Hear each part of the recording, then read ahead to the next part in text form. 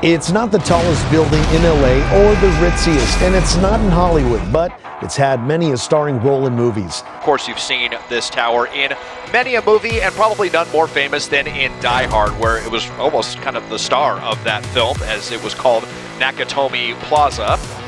Bruce Willis is John McClane, one man finding himself fighting insurmountable odds. Just a regular guy in the wrong place. You guessed it, at the wrong time. Come to the coast, we get together, have a few laughs. He will bleed and he will crawl his way to defeat an entire group of self-proclaimed terrorists. I figure you're here to negotiate, am I right? You're amazing. You figured this all out already. And he is not the typical action hero. He is a New York cop with no shoes on his feet, and in short, no shoes equals pure storytelling gold. It gave McClane pain, humanity, and a unique obstacle that helped Die Hard stand out as a smarter and sophisticated and suspenseful kind of action movie. It's one of the smartest storytelling choices in action cinema. After you get where you're going, take off your shoes and your socks. Then you walk around on the rug barefoot and make fists with your toes. Fist with your toes. I know, it sounds crazy. Greg Knight here again, returning to celebrate this towering skyscraper of a movie, and is it perhaps the most perfect action film ever made? Die Hard was based on Roderick Thorpe's 1979 novel, Nothing Lasts Forever, which kind of sounds a lot like a James Bond title. Anyway, in the book, the hero is an older detective named Joe Leland, and yes, he is trapped in a Los Angeles skyscraper, check, that is taken over by German terrorists, check, and is set during Christmas, check. It's Christmas, Theo. It's the time of miracles, so be of good cheer. And the story is a lot darker, with an even higher body count and a tragic ending where his daughter dies in the climax. But for the film, the core idea was pretty much the same, one man against impossible odds, but when Hollywood adapted it for the big screen, they reinvented the hero as John McClane. They swapped the daughter in for a wife and cranked up that action and the humor about 100%. And that shift turned a grim thriller into the explosive, crowd-pleasing blockbuster that we all have grown to love. And I bet you didn't know this, but Nothing Lasts Forever was actually the sequel to another novel, The Detective, and this novel, released in 1966, also got a film adaptation in 1968 starring Frank Sinatra. And because of that previous film casting, John McClane had a contract clause. Simply, Frank Sinatra had to be offered the lead role first, and even though he was in his 70s by the time Die Hard was in pre-production. How'd you enjoy the Halloween party? Yes, he decided to pass, of course, thank goodness. So the studio shopped Hollywood's reigning 80s action stars. Burt Reynolds, Richard Gere, and even Clint Eastwood were all considered. Go ahead. Make my day. And none of them apparently were interested. Even the kings of 80s action were approached, Stallone and Schwarzenegger both. They were, of course, both at the height of their careers, playing indestructible action heroes in movies like Rambo. I'm coming to get you. And of course, Predator. You son of a... The idea of playing a vulnerable and barefoot cop, I guess, who gets bloodied and beaten up, probably didn't fit their brand at the time, and yes, they also turned it down. I think it's because the script felt kind of risky, or perhaps a little too ordinary compared to their usual larger-than-life action roles.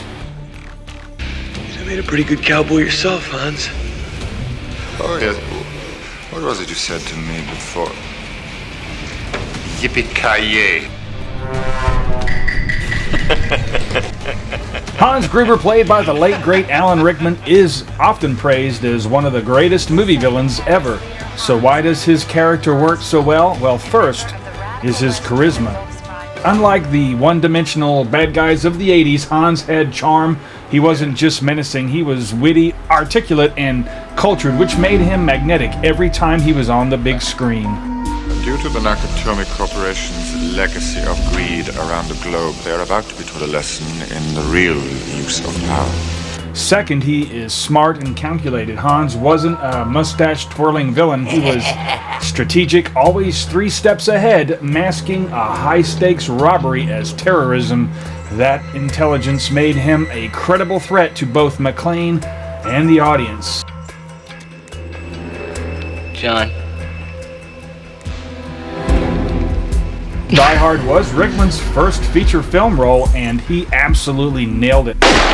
His calm delivery, subtle humor, and moments of explosive menace gave Hans Gruber a layered personality that elevated the entire film.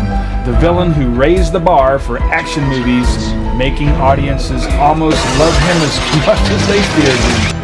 And of course, no discussion of Die Hard is complete without Hans Gruber's unforgettable death. That slow-motion fall from the top of the Nakatomi Plaza isn't just cool, it's iconic.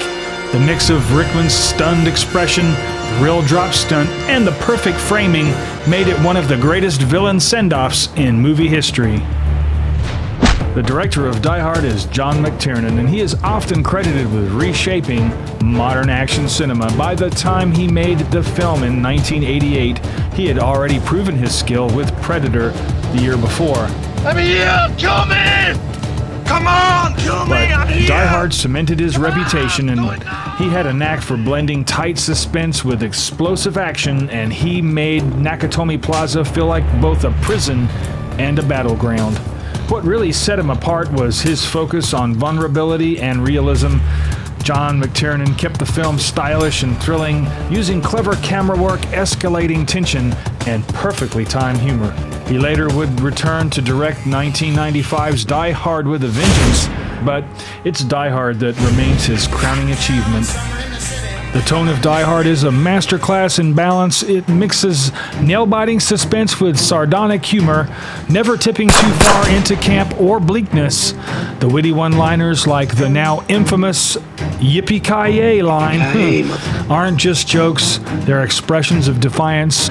The movie quietly champions the idea that real courage and intelligence don't always come from the top, but from individuals that are willing to act when the system fails. The official authorities, such as the FBI, along with the LAPD brass, are portrayed as rigid, clueless, or just downright obstructive.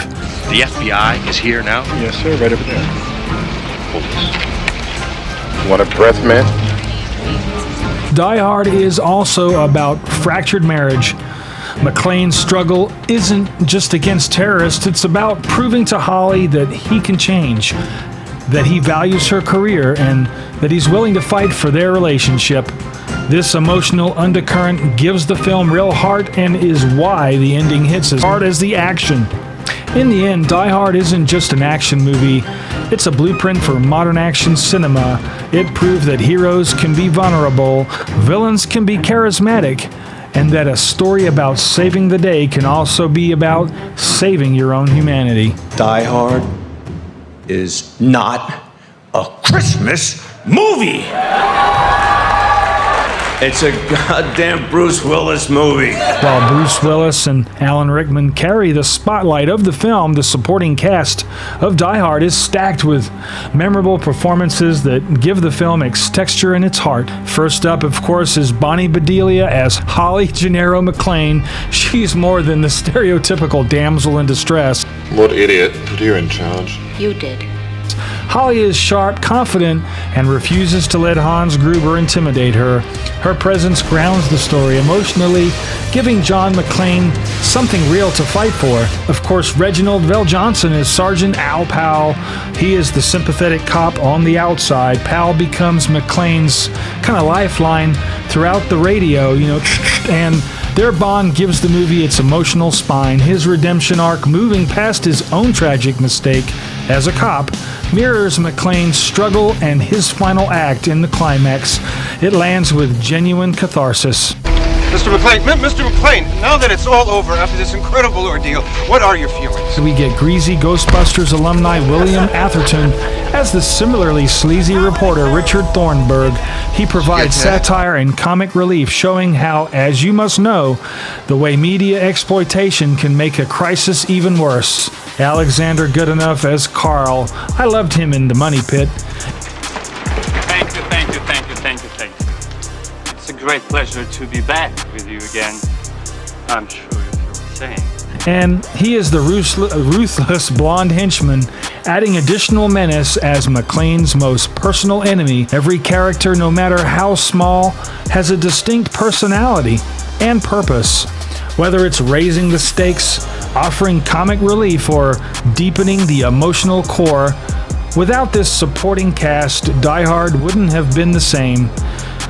It would have just been another action movie. Next time there's a sandwich in the fridge with somebody's name on it, don't eat it, scumbag. Please, you don't understand. Oh, I understand. That lunch didn't have your name on it, but this bullet does. My name is Peter too! This film, in my opinion, is a true game changer, and it has spawned 4 sequels. And this leads me to the Die Hard leaderboard, and I think you will agree that this first film is worthy of the top floor #1 position. It is the best of the series. However, how far up the tower will the sequels get? Well, join me in future episodes as I cover the other Die Hard films, and as for now, they are all waiting in that parking garage. I am Greg Knight, and if you enjoyed today's video, it would really mean a lot if you would hit that like button below and maybe even subscribe. Anyway, I will see you in the next one. Good night.